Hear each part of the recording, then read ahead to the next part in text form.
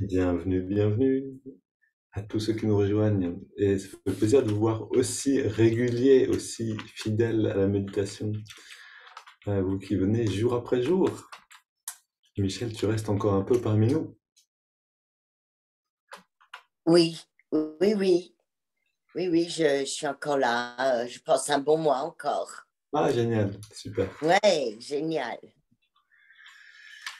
Et donc, on écoutait Swami Kriyananda, qui nous parle d'un sujet qui nous touche tous d'une certaine manière. Comment on dit overcome, on dit comment vaincre les moods, les humeurs, comment aller au-delà des humeurs. Et il dit quelque chose de très intéressant qui est en lien avec la thématique de cette semaine.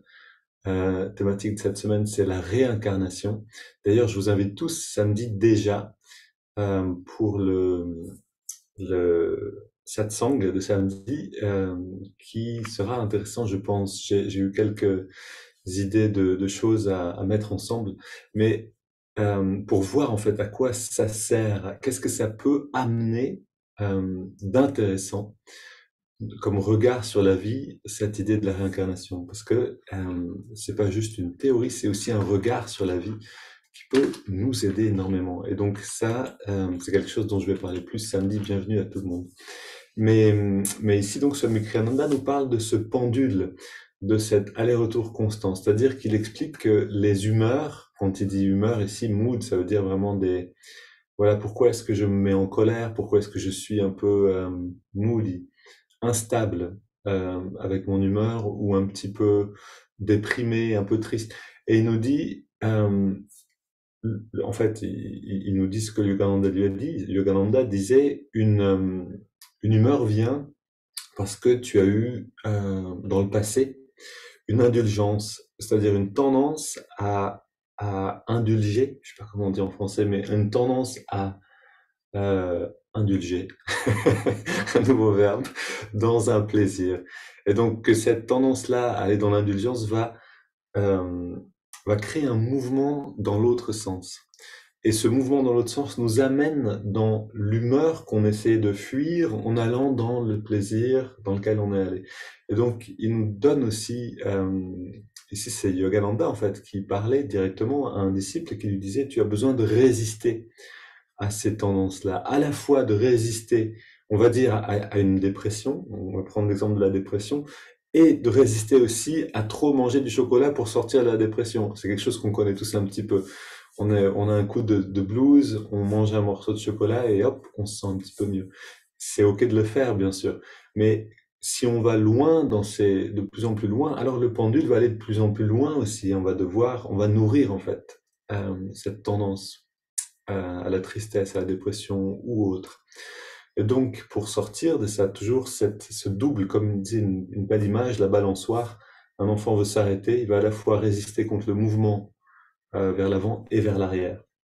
Donc vers l'humeur et vers son pseudo-antidote, c'est-à-dire sa compensation. Ceci dit, bon, je ne vais pas répéter tout ce qu'il a dit, mais je suis assez enthousiasmé par cette approche fine, c'est-à-dire qu'à la fois il dit ça et en même temps il dit mais il faut pas non plus tomber dans le piège de ne rien, de ne jouir de rien. Ce serait une erreur. On est là pour jouir de tout en réalité, mais sans s'attacher justement. Donc, pourquoi est-ce que c'est en lien avec la thématique de cette semaine? Eh bien, parce que la réincarnation, c'est juste une vision plus large de quelque chose dont on fait l'expérience constamment. C'est-à-dire, est-ce que dans l'instant, je vais créer un mouvement de pendule en allant justement chercher un plaisir ici avec mes sens, alors que je pourrais peut-être chercher un bien-être intérieur. Et si je le fais, si tu coupes ta vidéo, je me permets, Pauline, tu pourras mieux rester avec nous. Parce que ta vidéo fait que tu as pas assez Internet et du coup tu es éjecté constamment. Donc en coupant la vidéo, on peut rester au centre. Je plaisante. Finalement, en laissant un mouvement vers l'extérieur, voilà, c'est ça que je voulais dire, on peut retourner au centre dans l'instant présent. Et c'est réincarnation ou dans l'instant présent, c'est le même système, c'est la même dynamique. C'est-à-dire, Si maintenant je peux aller dans la méditation présent à l'instant, c'est-à-dire dans l'instant présent, dans le maintenant, et non pas en cherchant quelque chose pour plus tard ou en projetant un bien-être ou en projetant une attente, je peux sortir du cycle miniature des réincarnations, des répétitions. On va le faire ensemble, ce sera plus clair. Donc on va se redresser.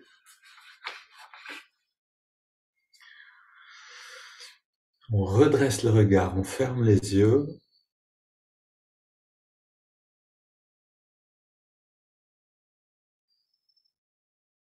Et on sent cette pause qui s'installe.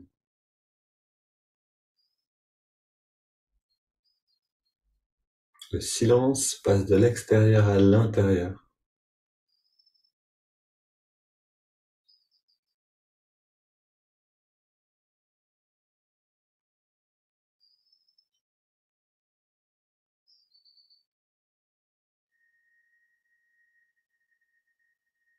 Et ici déjà tout commence, c'est-à-dire est-ce qu'on va pouvoir s'échapper à l'instant des pensées qui sinon vont créer des effets de pendule, on va faire de la balançoire dans notre mental d'une pensée à l'autre constamment, ou est-ce qu'on peut sortir de ce mouvement des pensées et rester au centre, dans l'instant présent.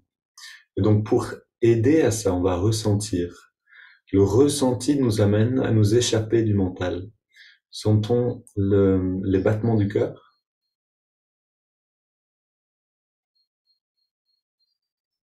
Si on n'arrive pas à les sentir, on essaye. À force d'essayer, jour après jour, on va développer une sensibilité nouvelle.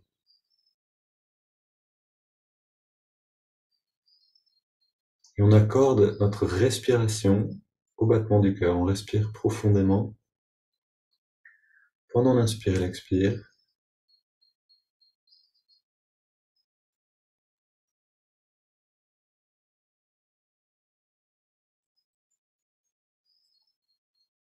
Et on ajuste, on intègre aussi ce qu'on appelle prière continuelle ou la répétition d'un mantra ou d'une affirmation. Prenez cette prière ou cette affirmation que vous aimez ou celle que je vous propose. Ô guide divin, guide-moi maintenant et en chaque instant de ma vie. Une sur l'inspire et une sur l'expire.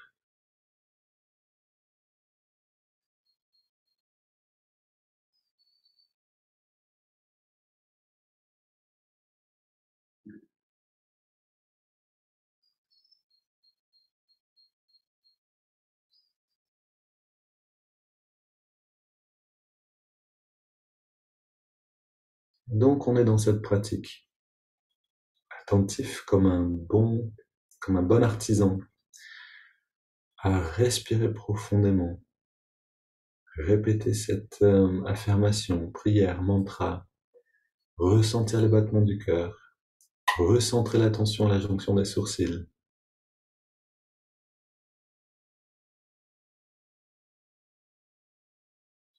Tous ces éléments deviennent fertiles si on les rassemble, si on accomplit cette pratique dans l'instant présent, avec la fraîcheur de redécouvrir chaque respiration.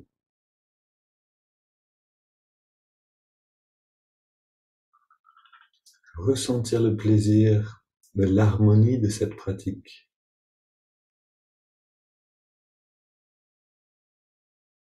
La joie à répéter un mantra, une prière, une affirmation, et à rentrer dans l'expérience de la phrase.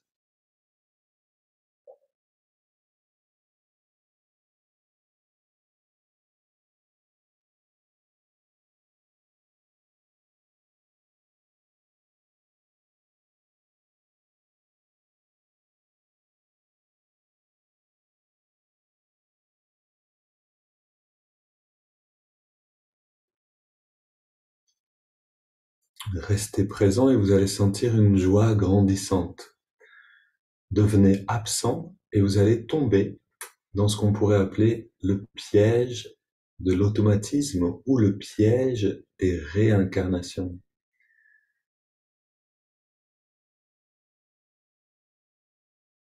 Autrement dit, de la répétition inconsciente d'un mouvement mental.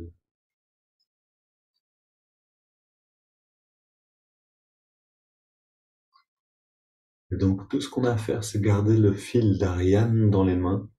Ce fil, c'est un sentiment de joie, de calme,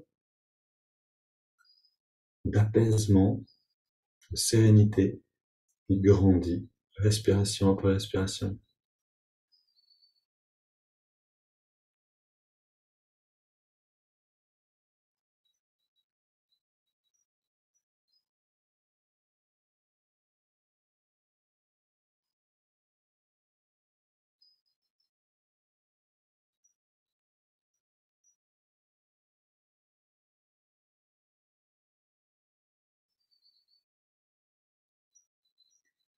Et donc cette pratique intérieure qu'on a maintenant une belle qualité de présence, on nourrit un sentiment positif à chaque respiration. Et avec cette qualité-là, on va dans les étirements du dos, en gardant cette pratique intérieure, cette répétition, ces respirations profondes. On entrelace les doigts sur l'inspire.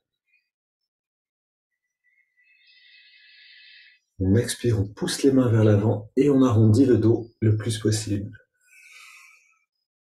On baisse un petit peu la tête. Et inspire vers le ciel, on étire le dos. Expire, on se penche vers la gauche.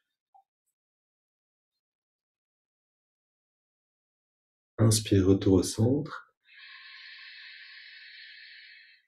Expire vers la droite.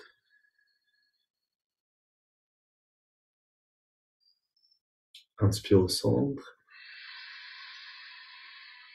Expire, on se tourne vers la gauche. On pose les mains en soutien. Et on reste dans la rotation pendant 3 respirations. Cette rotation, ces étirements deviennent une partie de la méditation si on reste attentif à cette pratique intérieure.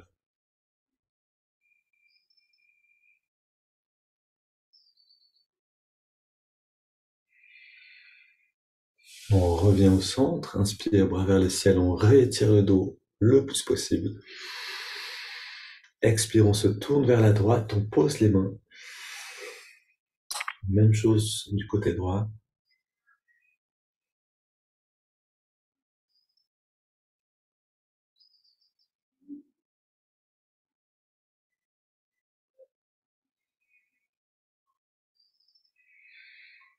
Et retour au centre. On pose les mains derrière sur le sol ou la chaise. On soutient le dos en légère flexion arrière. On resserre les épaules et les coudes derrière pour ouvrir la poitrine. 20 respirations profondes. Inspire par le nez. Expire par la bouche.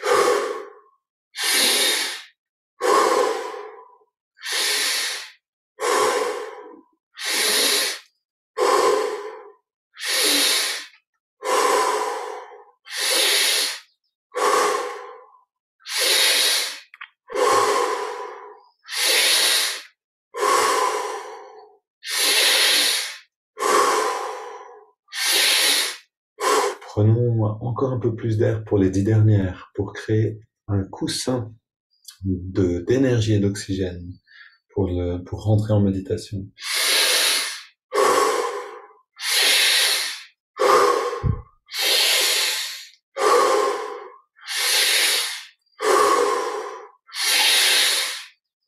Cinq dernières.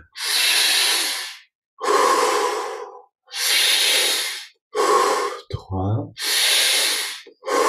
2, dernière. On revient au centre, le dos redressé, les mains posées sur les cuisses pour vers le ciel. Les yeux fermés, regard redressé, grande inspire. On garde l'air dedans. Poumon plein. On se détend complètement.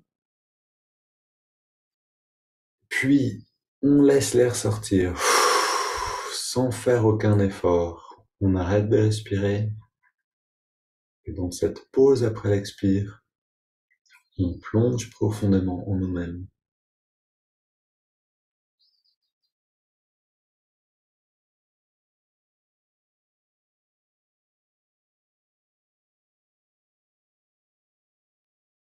Laissez les sensations émerger d'elles-mêmes.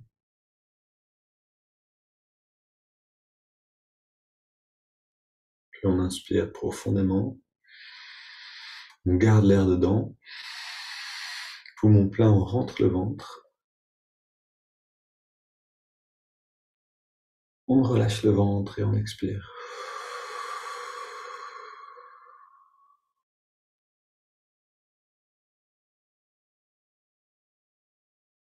Et prenons un bain de maintenant, un bain de l'instant présent à travers cette perception améliorée de la vie intérieure, de l'énergie dans le corps.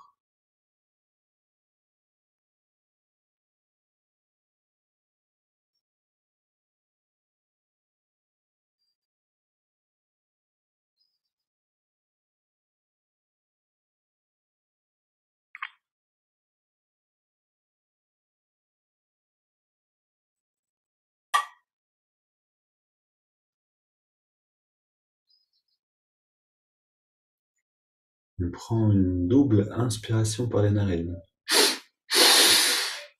On garde l'air dedans, les poumons pleins, on contracte tous les muscles du corps en serrant les poings. Au maximum. Et on expire ainsi, on relâche tout. Détente, à nouveau, inspire. On garde l'air dedans, on contracte tout.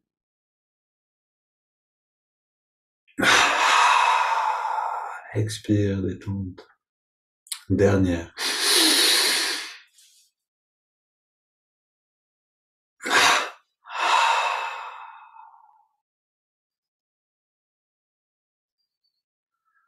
Et maintenant qu'on a transformé les tensions inconscientes, on reste dans cette détente et on inspire sur 5 par les narines, 5 claquements de doigts. On garde l'air dedans, même durée.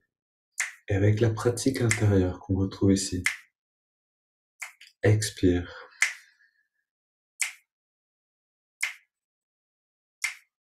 Un mantra ou une affirmation accompagne chaque mouvement de respiration. Inspire maintenant.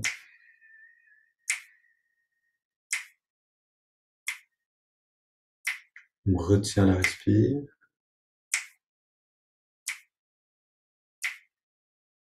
Expire.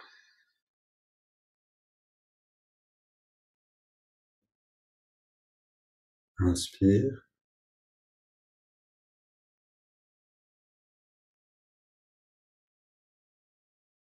On garde.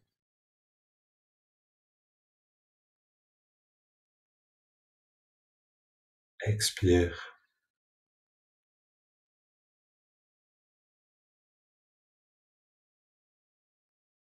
Inspire. On sent le calme qui s'installe.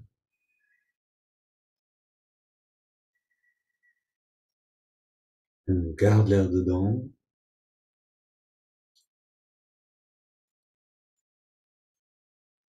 Expire. Complètement détendu, apaisé. On prend maintenant une inspiration profonde et on laisse l'air aller et venir sans plus contrôler le souffle.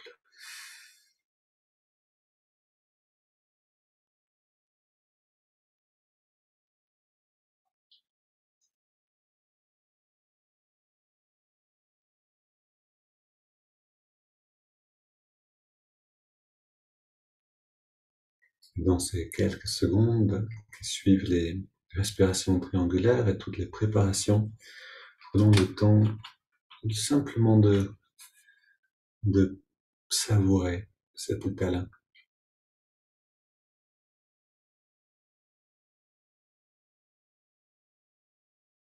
Alors aujourd'hui, on va écouter un texte qui parle du karma et qui parle donc de l'aspect, puisque le karma et la réincarnation sont très liés, de son aspect en fait positif, c'est-à-dire de la force que cette loi peut nous donner.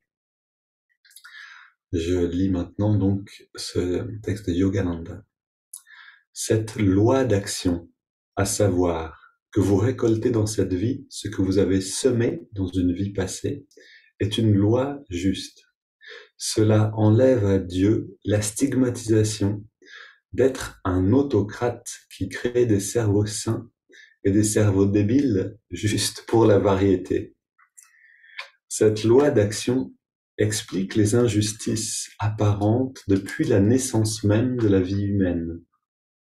Cela donne aussi de l'espoir à tous, car le faible, car le pécheur, et vous pouvez comprendre le faible, est un pécheur non pas parce que ses parents lui ont donné un cerveau pécheur ou faible, mais parce qu'il a été pécheur dans une vie antérieure et a ainsi attiré des parents pécheurs.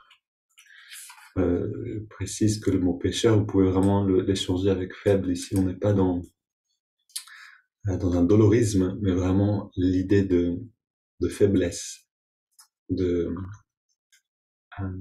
Ok, je continue.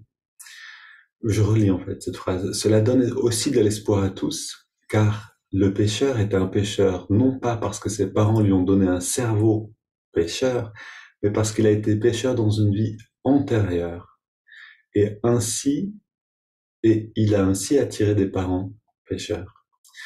Ainsi, les médecins diraient à John, les médecins diraient que John a hérité la folie de son père fou, mais le métaphysicien dirait que John a attiré un parent fou dans cette vie parce que son âme a amené cette tendance à la folie issue de son ancienne vie. Alors, qu'on croit ou non à la réincarnation n'a pas d'importance.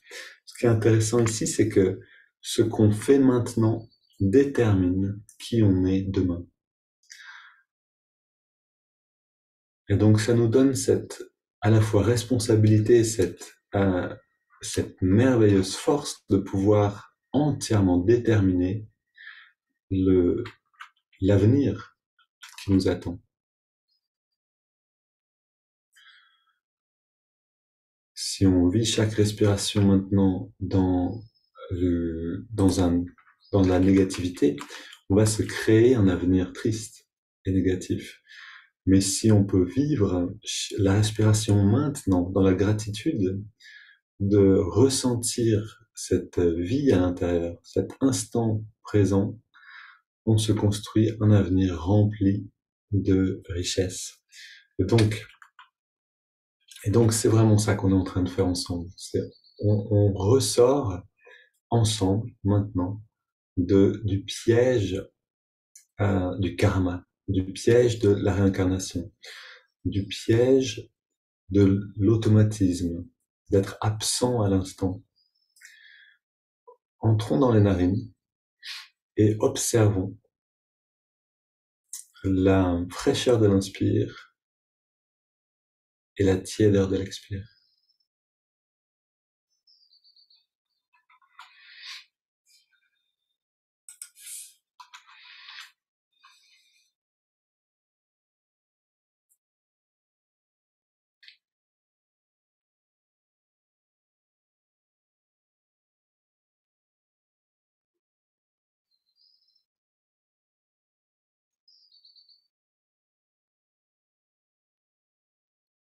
Et on ne veut pas observer le souffle de manière automatique, parce qu'on le ferait tous les jours et qu'on y serait comme habitué. Non, on veut justement s'habituer à la non-habitude, s'habituer à la fraîcheur de l'instant présent. À chaque inspire, la fraîcheur est nouvelle qui rentre dans les narines. À chaque expire, la tiédeur est différente.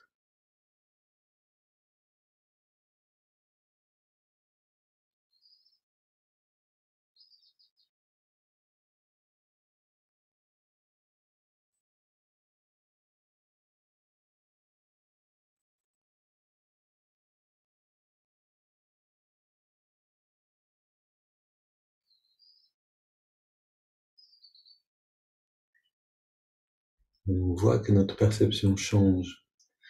On rentre dans l'observation du souffle de plus en plus profondément.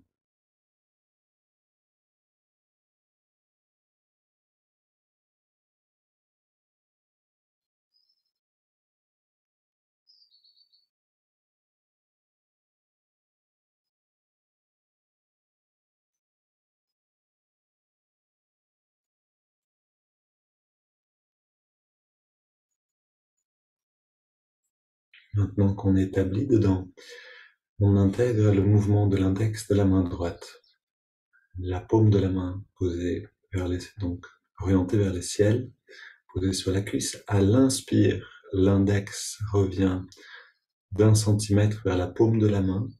À l'expiration, on relâche l'index et on relâche en même temps tous les muscles du corps.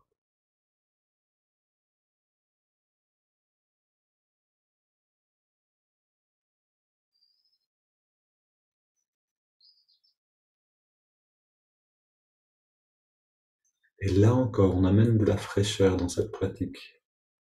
À chaque expiration, l'expérience de la détente est différente.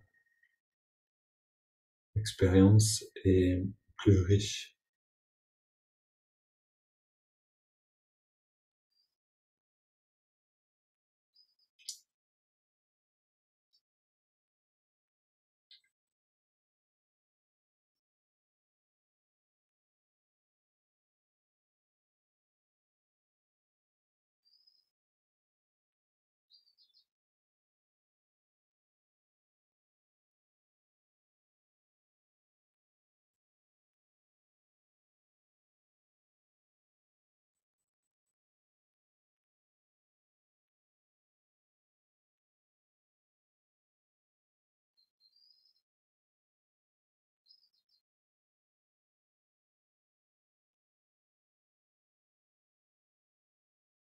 Et on intègre aussi le mantra. Hong accompagne l'inspiration, mentalement seulement, et So accompagne l'expiration. Hong So, je suis cela.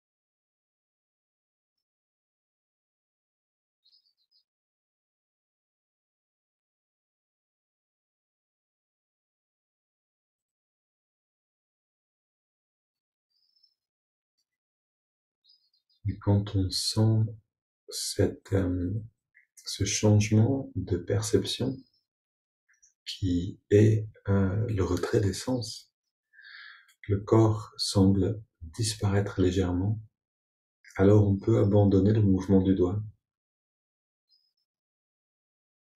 et approfondir l'expérience du bien-être intérieur.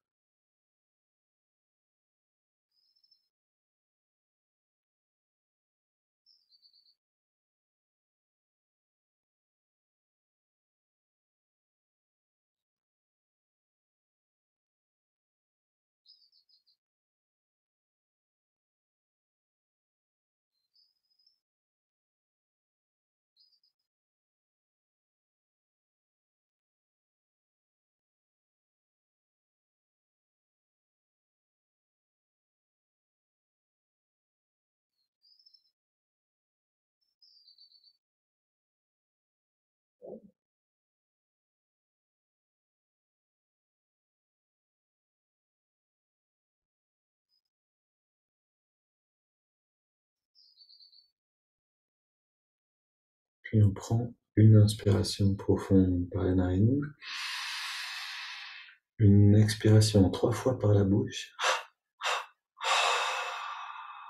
On laisse l'air au dehors un instant.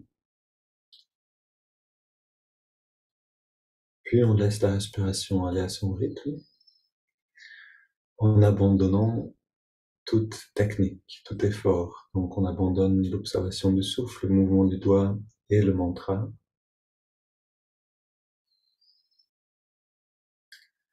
Et on entre pleinement dans l'expansion de la conscience.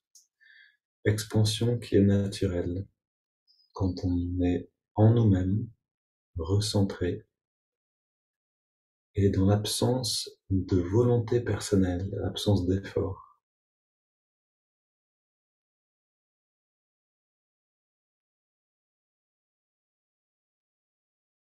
Pour que cette expansion fonctionne, on a aussi besoin d'être hors automatisme, c'est-à-dire de rester présent, vivant, vigilant.